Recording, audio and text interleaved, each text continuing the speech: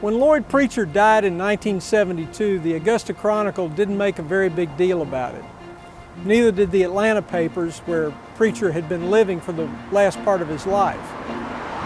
That's really a shame, because Lloyd Preacher had more to do with the look of downtown Augusta than any man since James Oglethorpe. The reason is simple. He was probably the very best architect in town when a good part of that town burned down in the 1916 fire. It was Preacher who rebuilt and redesigned many of the larger structures that we see today. The Imperial Theater right here, the Marion Building, the Lamar Building, the Richmond Summit Hotel right across the street. He helped design the Augusta Chronicle Building, Tubman School, and Houghton School.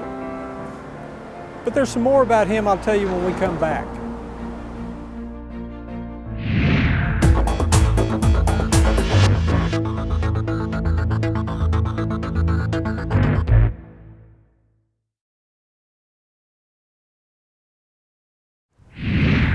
If you look at all of Preacher's buildings, you get a sense of his style.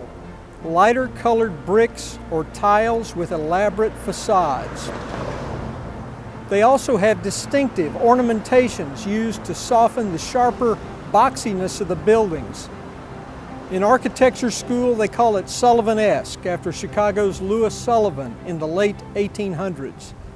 This is all pretty good for a young man from Fairfax, South Carolina, who came to Augusta after graduating from Clemson and saw his career skyrocket.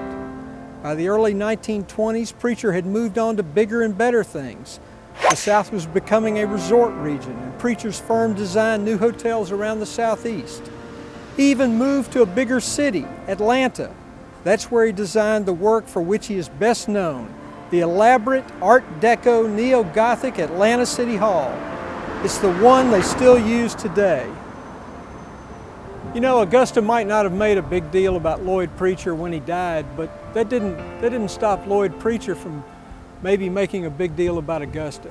Speaking to a group here in a few years before he passed away, he said that Augusta could be one of the best cities in the Southeast if it would only awake to its potential. I don't think any of us would doubt that Lloyd Preacher awoke to his.